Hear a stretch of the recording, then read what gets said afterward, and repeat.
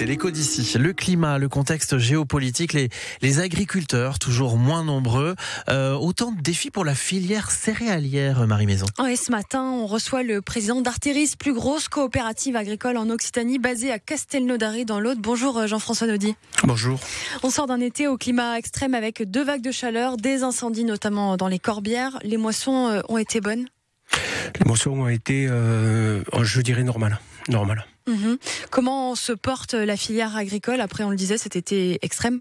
La filière agricole, elle est à l'image de l'économie, elle est en difficulté. On a des enjeux socio-économiques importants, des contextes politiques, géopolitiques, des contextes économiques avec l'inflation, le pouvoir d'achat des consommateurs qui est difficile. Et dans ce contexte-là, forcément, la filière agricole est en difficulté comme tout un tas de filières. Voilà. On a un contexte très structurel en Occitanie, c'est-à-dire qu'on est face à une forte déprise agricole. Déprise agricole, ça veut dire moins d'agriculteurs ? C'est-à-dire moins d'agriculteurs et moins de surface cultivée. Entre 2010 et 2020, on a perdu 110 000 hectares. Un hectare, c'est 10 000 mètres carrés de culture de céréales en Occitanie, ce qui est énorme. Ça représente plus de 400 000 tonnes de céréales. Et comment s'adapte la filière avec justement cette déprise, ces enjeux ? Dans la difficulté, c'est-à-dire qu'il faut s'appuyer sur les outils économiques pour recréer des filières, pour aller chercher de la valeur ajoutée, aller dans la transformation, pour aller capter de la valeur là où on peut la capter, mais on est face à un contexte un peu compliqué en France où on est dans la contradiction entre ce que veut le consommateur.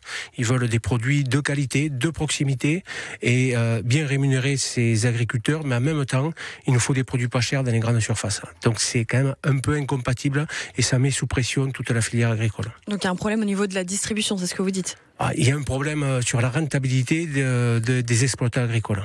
D'accord. Vous dépendez aussi du contexte géopolitique et des cours mondiaux. Ça vous pénalise en ce moment, on imagine, avec la guerre en Ukraine notamment ?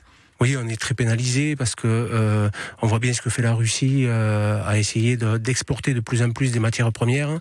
Et donc, même si la coopérative Arteris et l'agriculture d'Occitanie est vouée à des consommateurs locaux, malgré tout, les cours mondiaux, on est sujet aux cours mondiaux, quoi. Une autre question qu'on peut se poser après justement ces fortes chaleurs et ce réchauffement climatique, est-ce que vous devez vous adapter plus sur l'irrigation ? Est-ce que vous vendez plus d'installations d'irrigation ? Bien sûr, on doit s'adapter. Il y a un manque d'eau évident, il y a des vagues de chaleur de plus en plus importantes qui viennent impacter nos rendements, qui viennent impacter nos cultures, donc l'économie. Donc il faut essayer de se diversifier sur des cultures qui sont moins consommatrices, mais malgré tout, il n'y aura pas d'agriculture s'il n'y a pas d'eau. Donc il faut s'adapter avec des matériels d'irrigation qui sont plus économes en eau. Et on parlait tout à l'heure effectivement des taux, des seuils de rentabilité qui sont moins bons à l'étranger. Juste se concentrer sur la France, pour vous, c'est viable étant donné qu'on a cette déprise agricole ? Vous savez, le commerce, c'est toujours important. Ne pas faire du commerce avec les pays qui nous entourent, c'est se couper quand même d'une partie de notre économie. Donc évidemment que le premier enjeu de l'agriculture française, c'est de nourrir les Français, mais malgré tout, on aura besoin de continuer à exporter.